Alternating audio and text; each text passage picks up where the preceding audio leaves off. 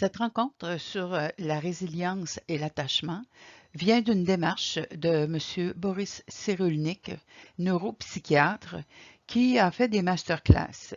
Suite à cette formation, j'ai choisi d'adapter le contenu pour les proches aidants.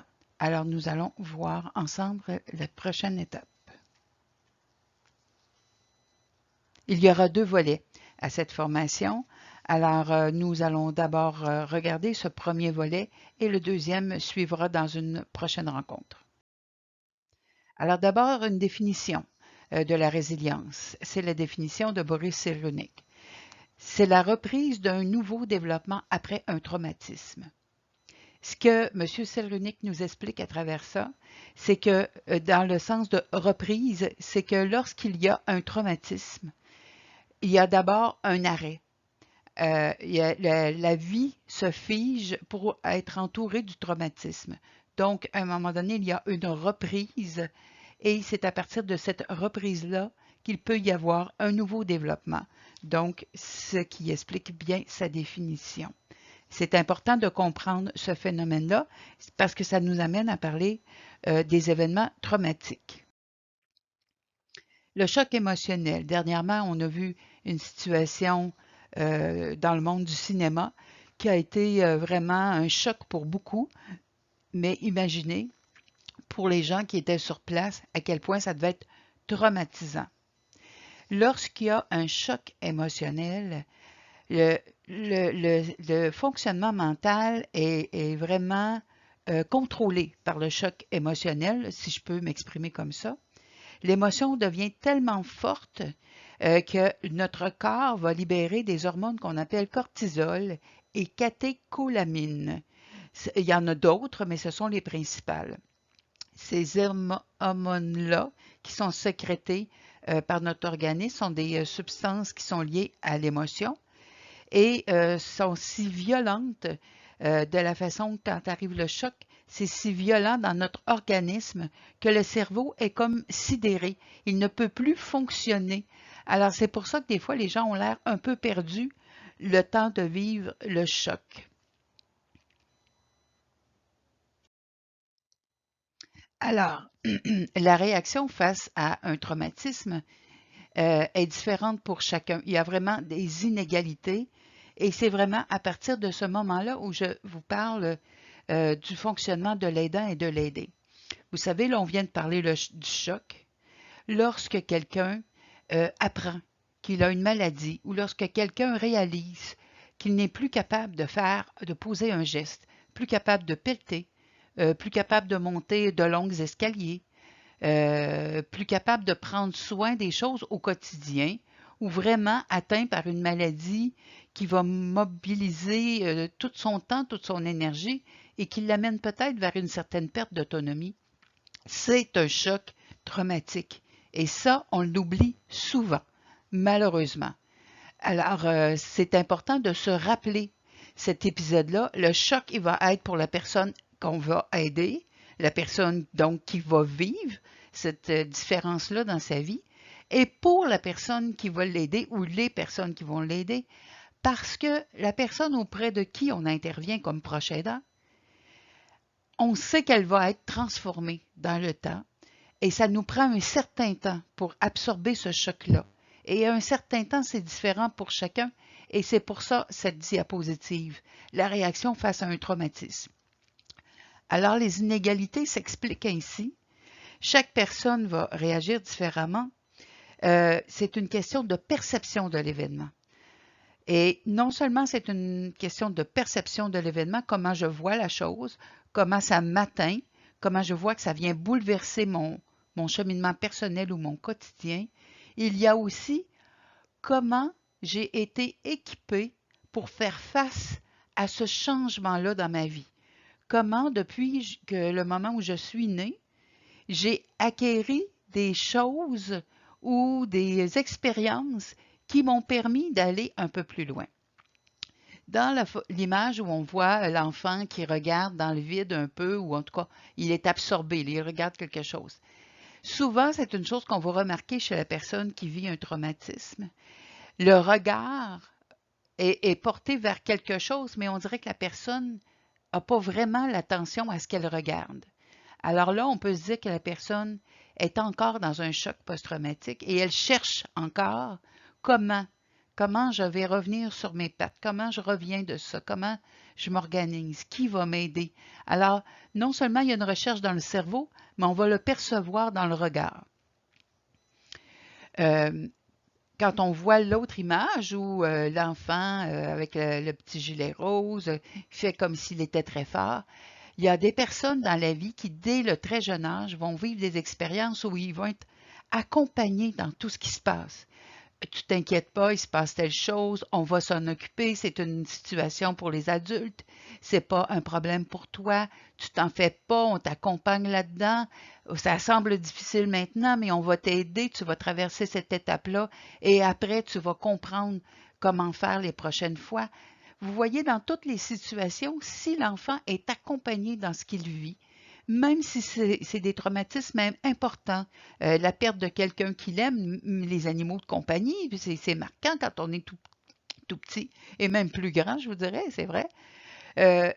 Quand on est accompagné, on commence à s'équiper, on peut dire, on commence à s'outiller pour faire face à différentes épreuves qu'on va vivre et on est en train de se renforcer. On va développer des forces pour faire face aux différents traumatismes. Alors, c'est de cette façon-là qu'on peut dire que dès la naissance, on est plus ou moins égal selon l'environnement, selon les gens, selon notre personnalité et notre façon de regarder la vie. Dans cette nouvelle diapositive, ce que M.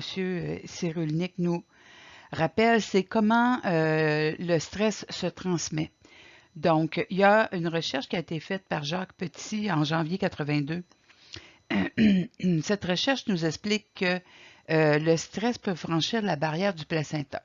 Alors, on a déjà entendu toutes sortes de choses là-dessus. Lui, ce qu'il nous démontre, c'est que les hormones du stress pourraient traverser le placenta et avoir une influence sur le développement de l'enfant,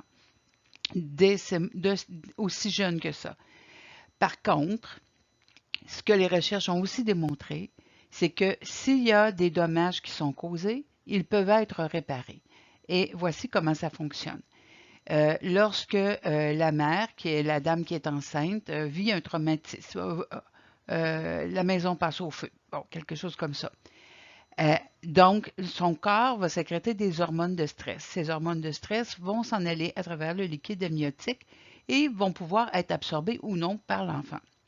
Ce qui va faire qu'il va y avoir une influence plus permanente ou non, c'est vraiment comment la mère va pouvoir traverser cette étape-là.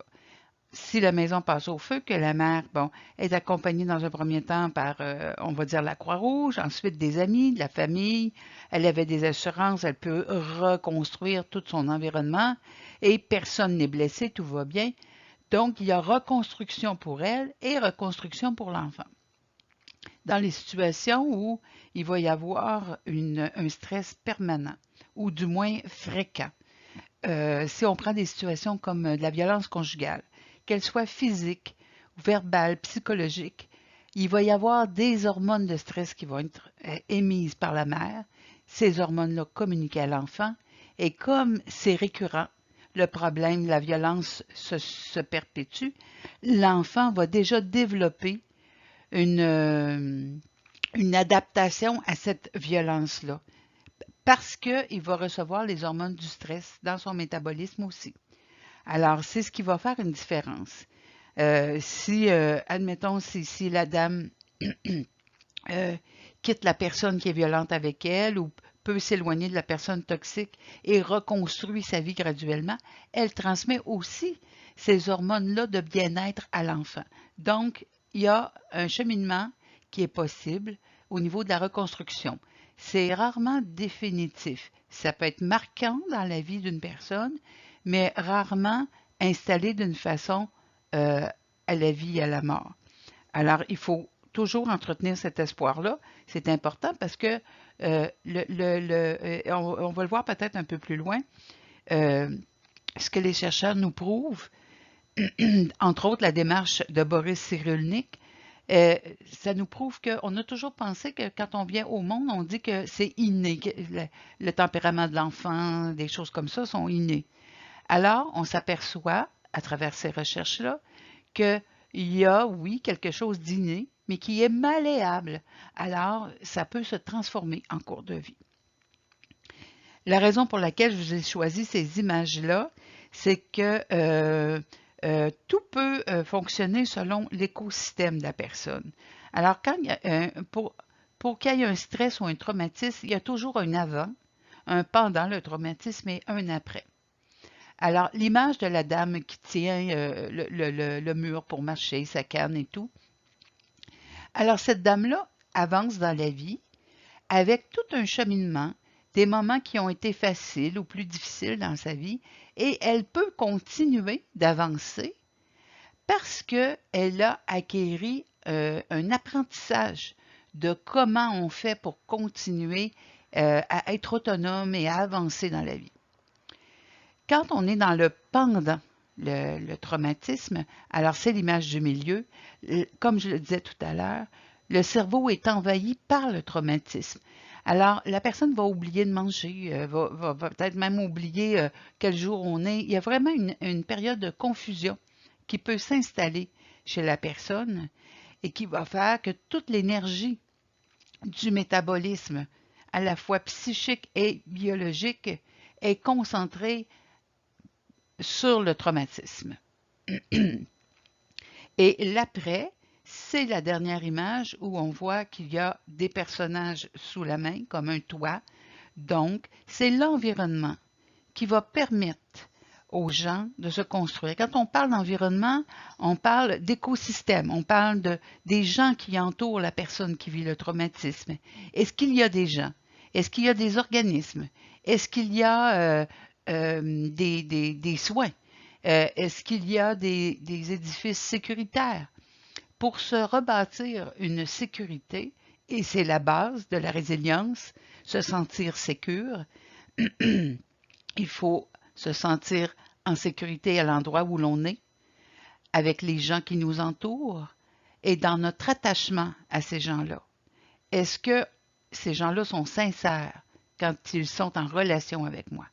En construisant la relation d'attachement, je construis ma résilience et je me permets de vivre autre chose.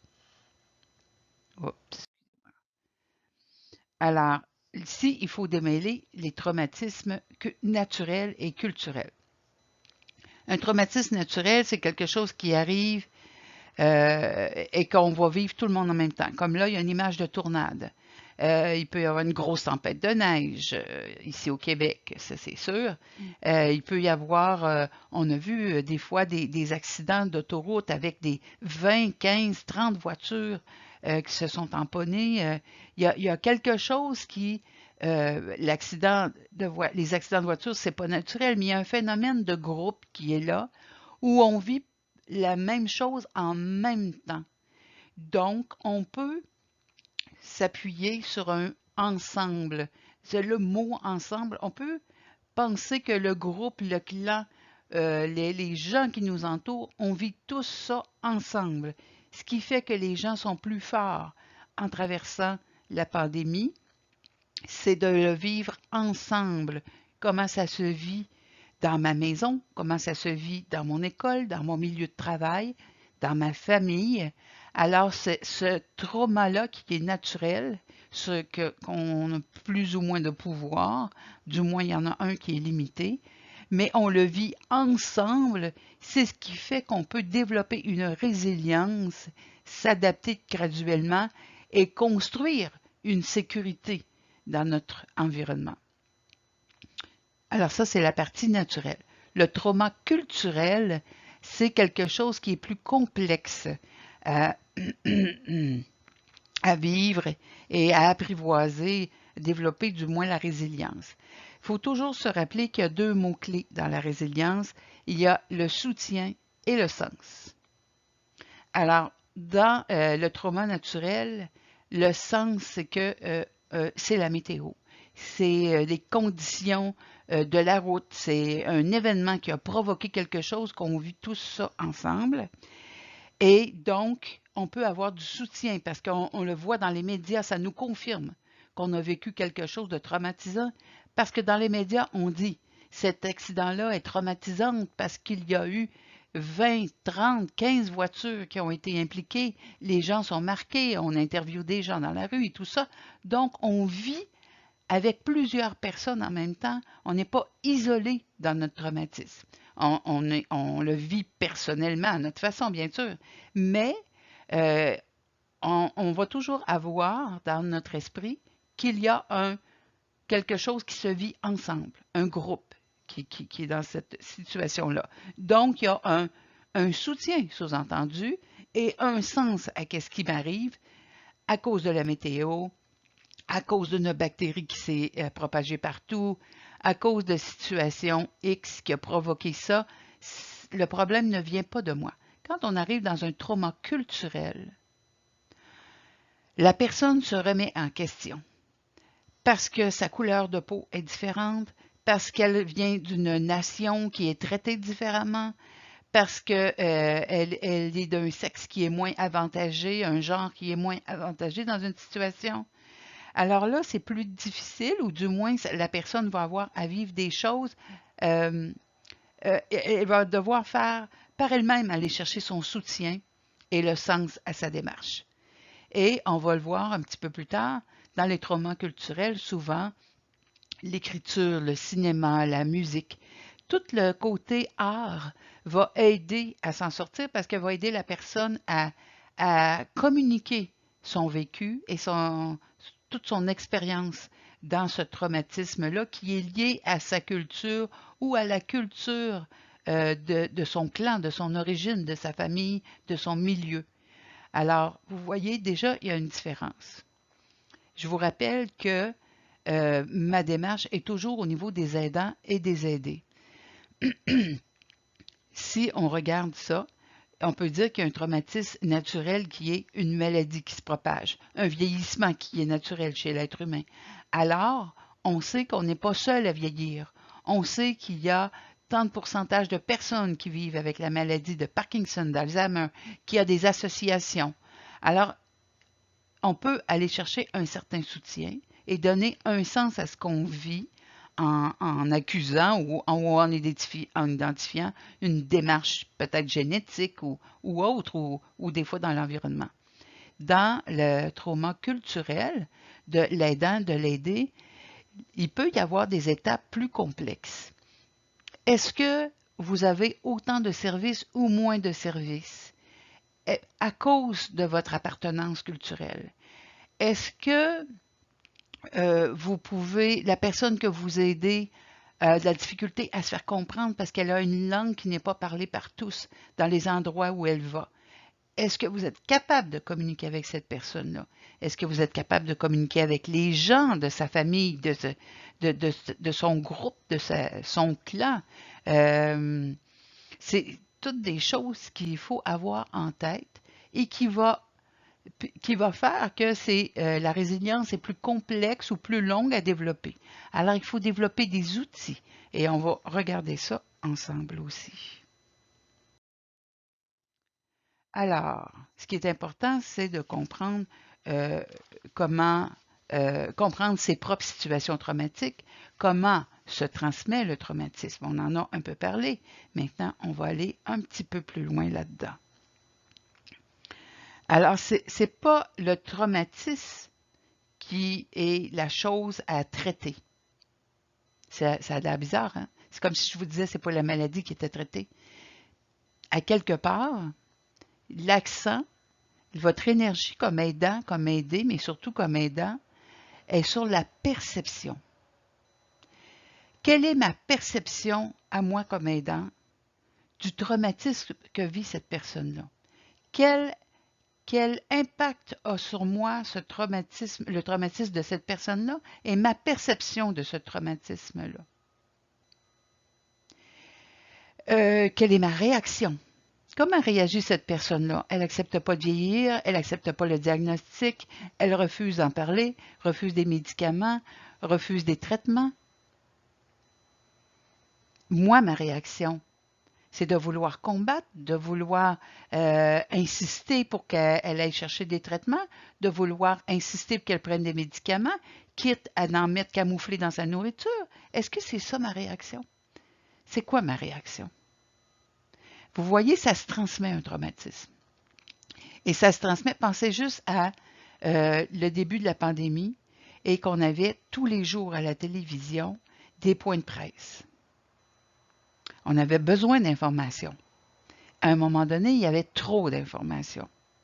Et ça, c'était selon qui vous êtes et comment vous vivez.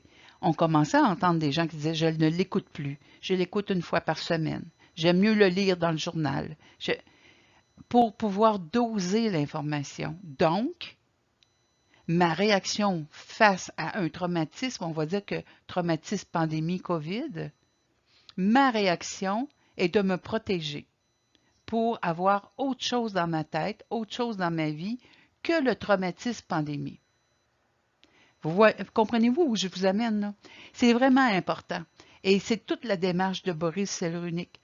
Parce que notre réaction va faire que le traumatisme est plus traumatisant ou moins traumatisant. Pensez à, on voit un jeune enfant qui commence à peine à marcher, et là, il est tout heureux, il marche, et nous, tout ce qu'on voit, c'est qu'il se dirige vers un meuble qui a des coins, il pourrait se blesser, et là, si on fait hey, « tu vas tomber », qu'est-ce qu'on fait? Notre réaction se transmet. On a un traumatisme, on a une crainte. On transmet un traumatisme à l'enfant en disant « il y a un danger ». Et l'enfant, qu'est-ce qu'il fait? Des fois, il va se mettre à pleurer, des fois, il va tomber, des fois, il va arrêter de marcher et il va peut-être même attendre avant de... Ça va peut-être aller au surlendemain pour qu'il recommence à marcher. Alors, vous voyez, ça se communique. Pensez juste quand, des fois, on va entendre, quelqu'un va conter un récit de vie, un bout de vie. Et des fois, les gens vont faire « oh mon Dieu, c'est terrible, oh mon Dieu, c'est terrible ». Mais la personne qui parle est très calme. Et pour elle, elle est éloignée de ce qu'elle a vécu, son traumatisme, elle est dans la résilience, elle a passé à une autre étape.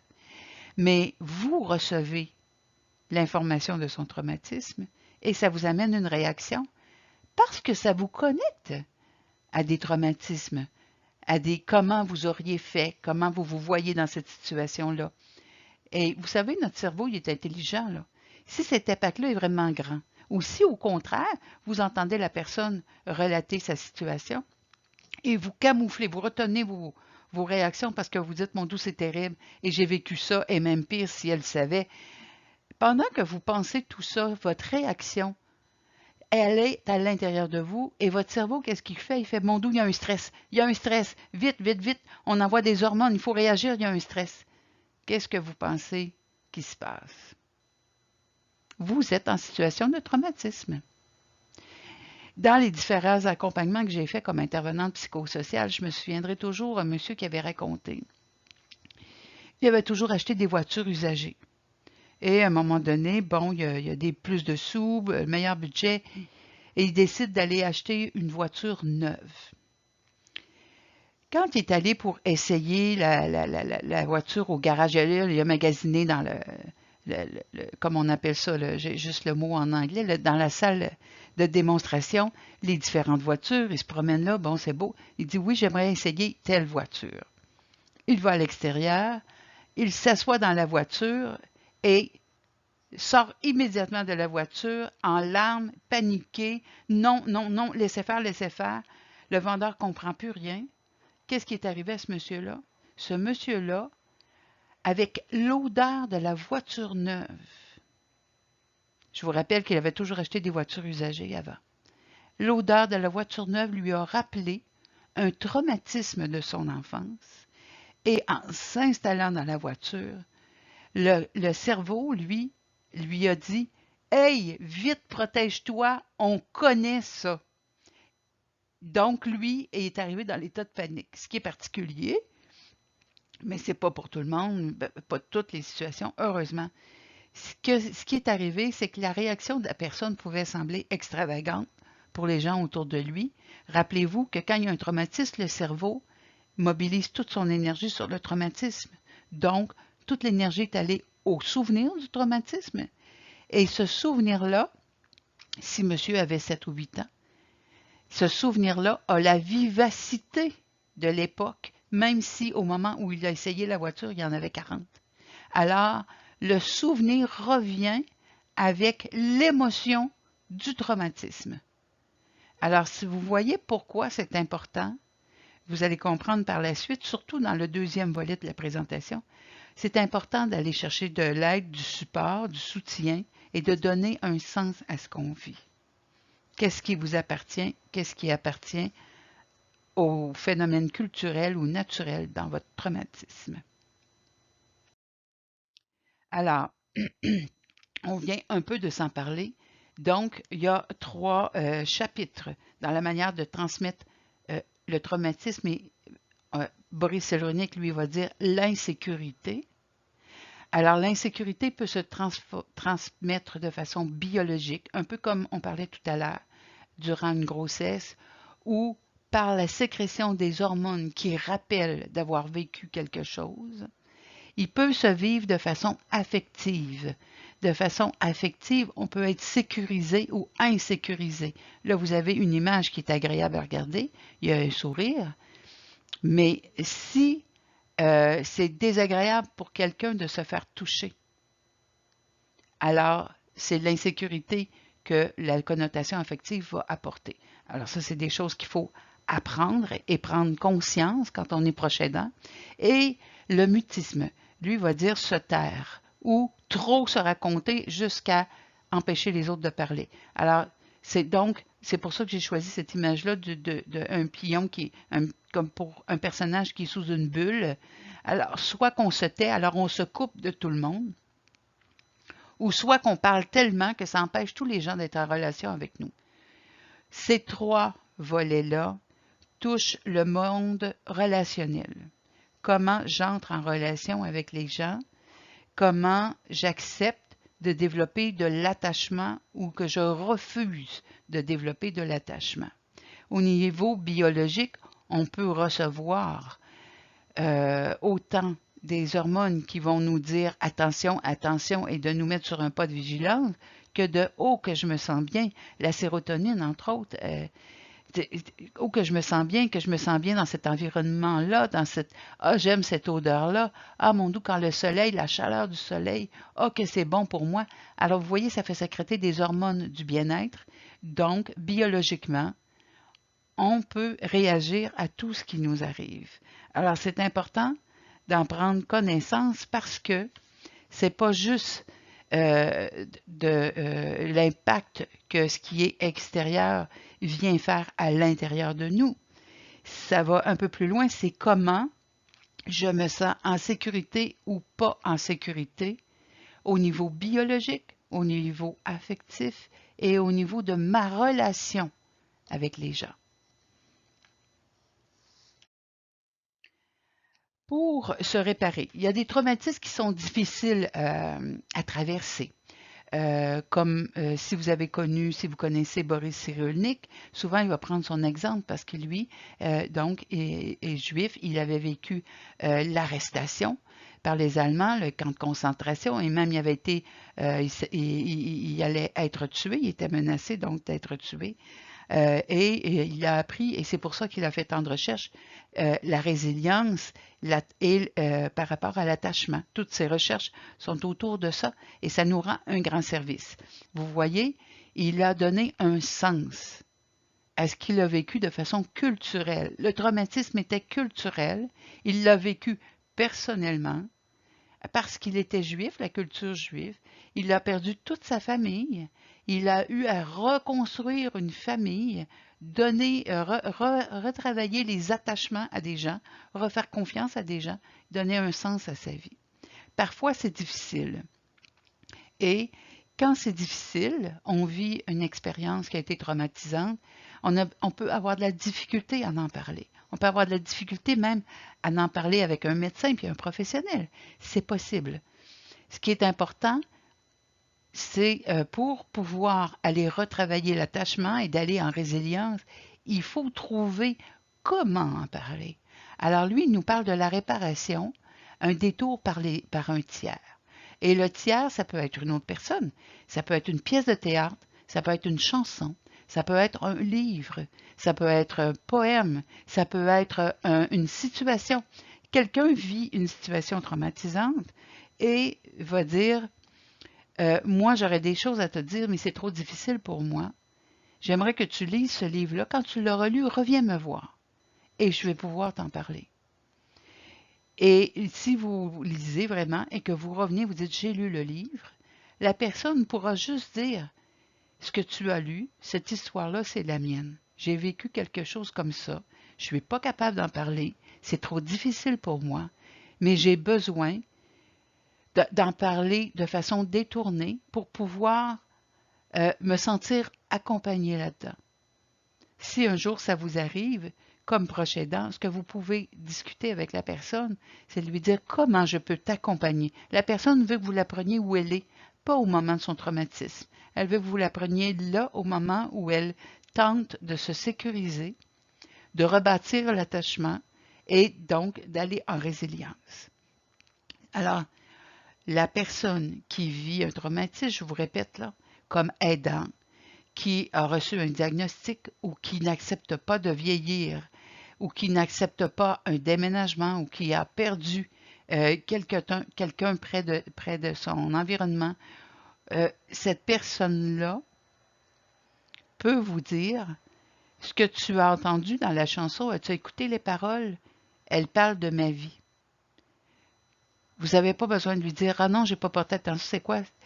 Votre étape comme aidant, c'est de dire « Tu m'en parles maintenant, comment je peux t'accompagner maintenant, dans tous les jours? Comment tu peux aller de l'avant et comment je peux t'accompagner de l'avant avec ça? » Vous n'avez même pas besoin d'en parler du traumatisme. Et vous voyez, il faut prendre les gens où ils sont. Plus tard, vous allez découvrir dans quelques années, quelques mois, ça dépend des gens, il va vous dire, tu te souviens quand je t'avais parlé de telle chanson, quand je t'avais parlé de donner tel livre, Maintenant, je peux te dire que mon histoire était quand même un peu différente et oups, elle va aller dans le récit. Donc, vous savez que la personne est en résilience.